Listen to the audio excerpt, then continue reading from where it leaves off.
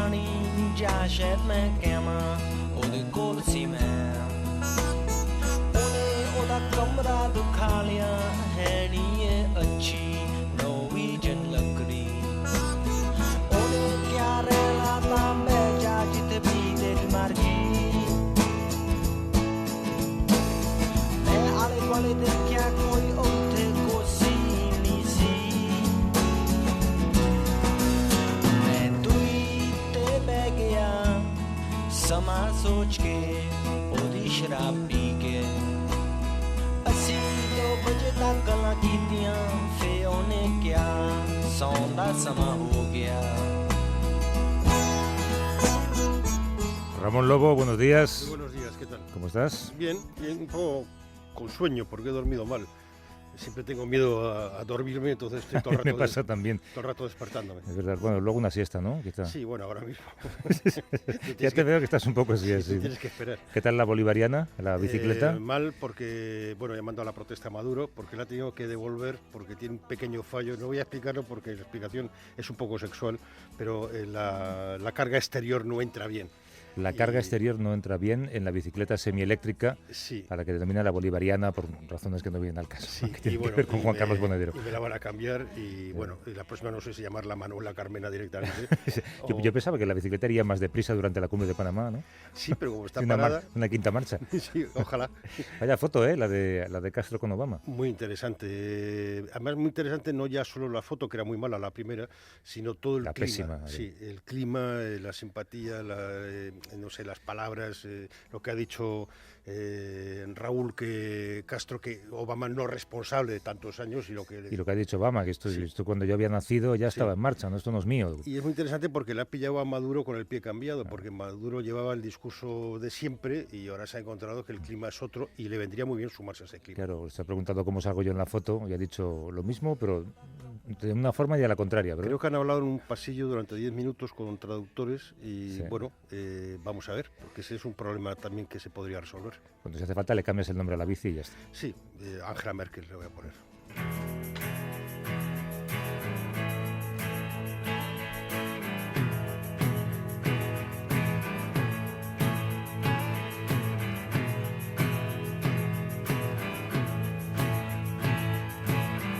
She won't come down no matter what you say. Yeah.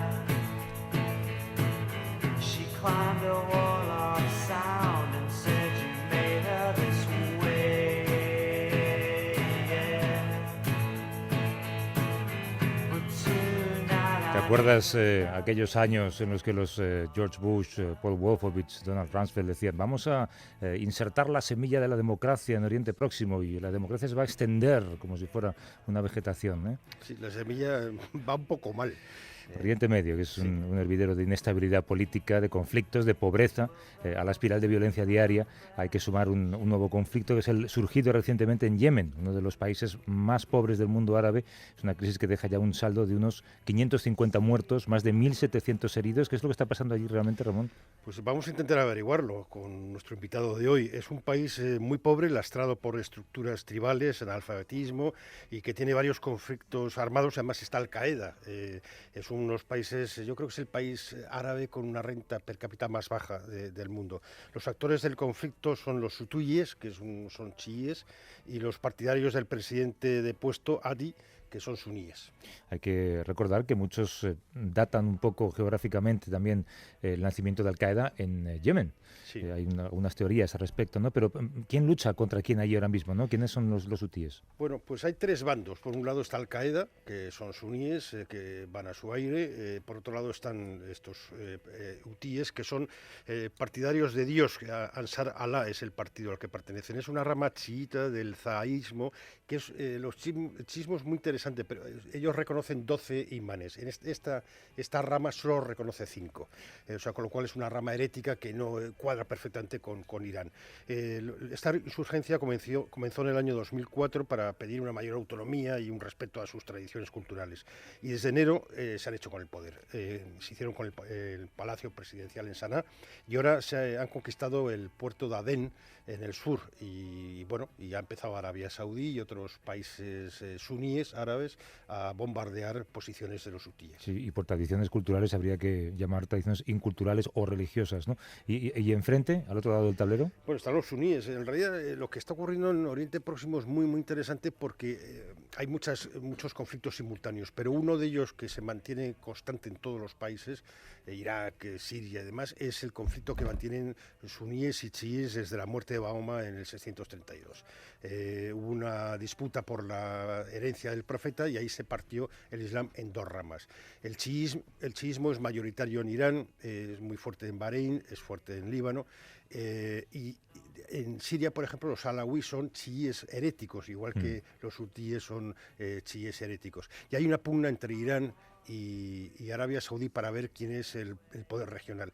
Y Estados Unidos, curiosamente, que siempre ha tenido a Irán como el malo de la película desde aquellos acontecimientos del 79, cuando les ocuparon la embajada y les secuestraron... La crisis de los rehenes. Sí, la crisis de los rehenes. Pues ahora Estados Unidos ha descubierto que su aliado más adecuado ahora mismo es Irán, y de ahí quizás el pacto nuclear.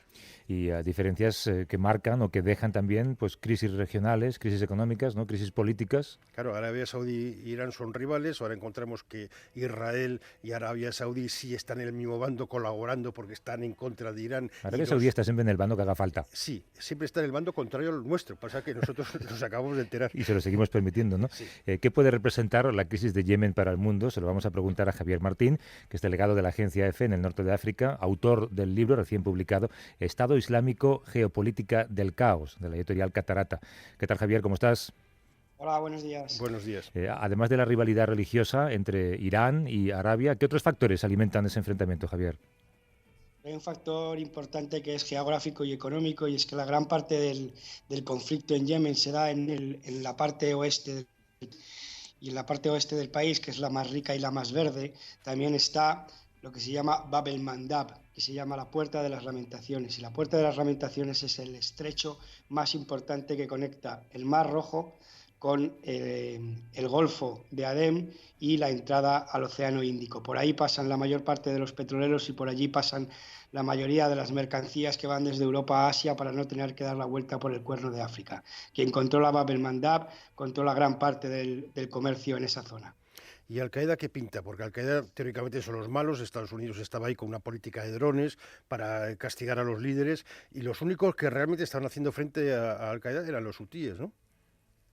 Sí, no realmente que hayan hecho frente a Al-Qaeda, sino que los hutíes han tenido o tienen un apoyo militar mayor que cualquiera de las otras muchas tribus que hay allí. Las guerras en Yemen, desde la guerra civil de los años 90 hasta prácticamente la actualidad, serán llamadas las guerras del Kalashnikov. El Kalashnikov más barato y que más se fabrica en el mundo de Rusia es el Kalashnikov yemení, y siempre han sido rivalidades tribales. Los hutis han conseguido apoyo sobre todo de Irán, pero sobre todo también del Partido de Dios de Hezbollah en el Líbano, y han conseguido un poder bastante más grande. También es verdad que los hutis están organizados como una milicia, mientras que Al-Qaeda sigue siendo básicamente una organización casi terrorista. Y mientras tanto, Estados Unidos tiene su propia estrategia en esa región, ¿no? Bueno, Estados Unidos ha dado un paso atrás en gran parte de su estrategia en Oriente Medio por diferentes razones. La primera la apuntó muy bien Ramón, se ha dado cuenta que Irán es fundamental para resolver los conflictos de Oriente Medio. Durante años y años se ha aislado a Irán.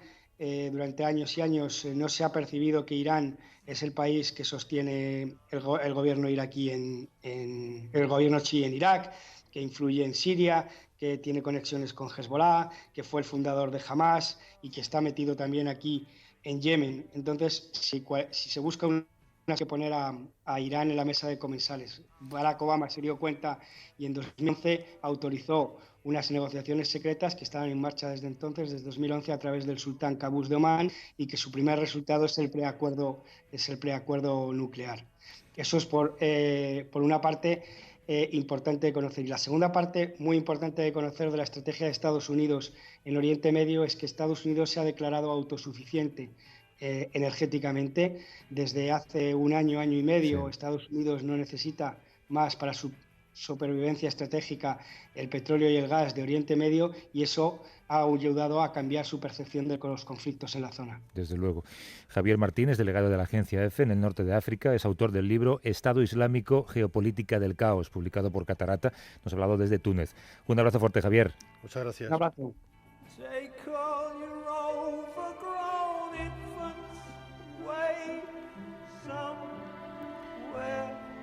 800.000 muertos en 5 meses. Hace exactamente 21 años comenzaba uno de los episodios más aberrantes de la historia reciente, una pesadilla en la que un 85% de Hutus exterminó a otro 15% Tutsi.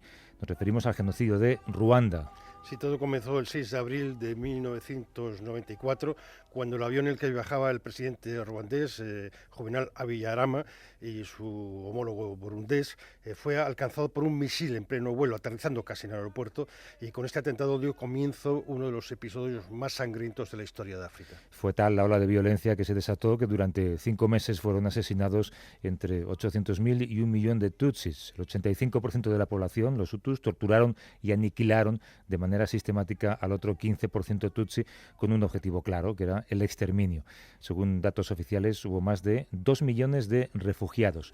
¿Cuáles fueron, Ramón, los métodos utilizados para acabar con ellos? Pues fueron 3 meses de locura de machete. Sobre todo se utilizó el machete para amputar extremidades, para matar. Hay un montón de imágenes y de documentales. Si alguien tiene interés en buscarlos en YouTube, pues ahí los tendrá. También está la famosa película de Hotel Ruanda, ¿no?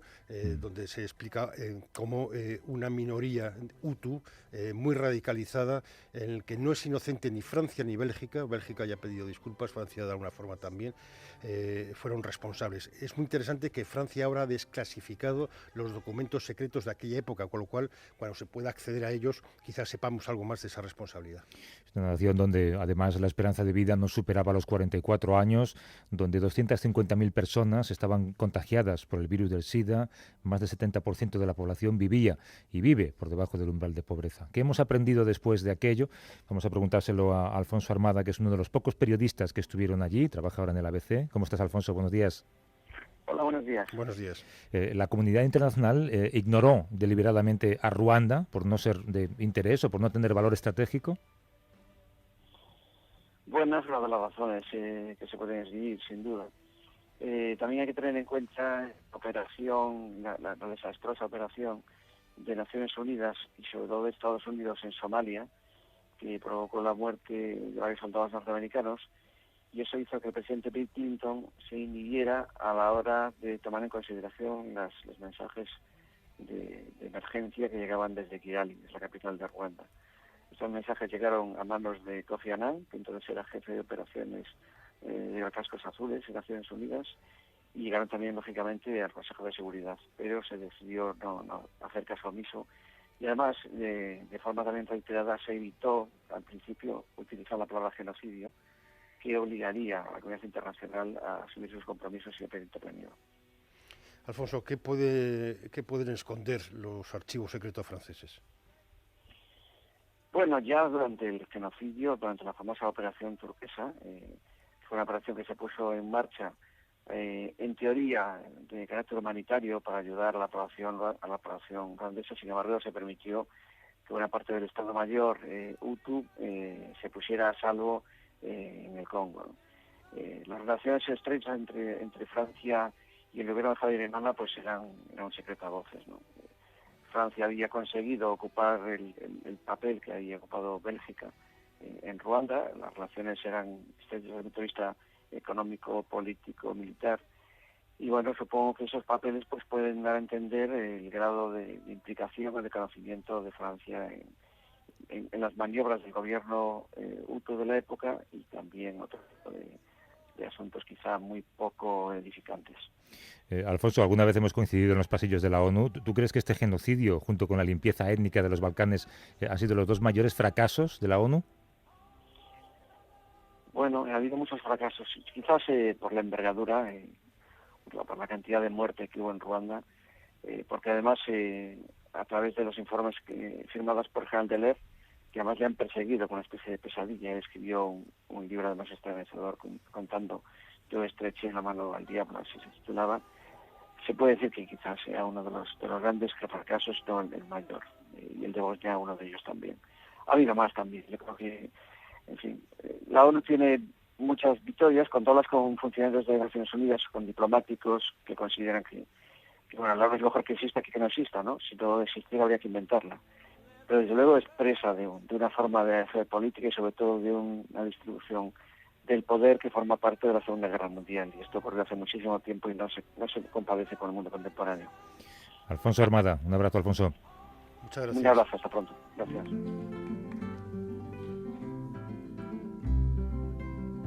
Tú y yo, muchacha, estamos hechos de nubes. Te veo bajo, Ramón, ¿eh? ¿Por? A punto has estado de dar un golpe al micrófono con la frente, cayendo tempranamente. Bueno, es que tengo sueño, pero bueno, me he comportado bien, ¿no? No, muy bien, y te lo has preparado. Tú has cabeceado en un momento dado, has aprovechado, ¿eh? No, es verdad.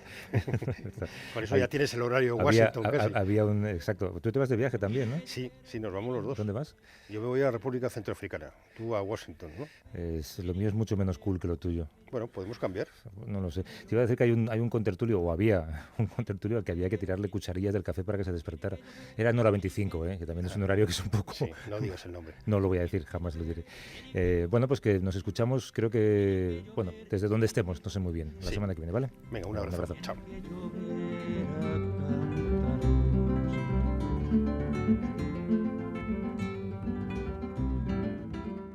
A vivir que son 2 días. Javier del Pino.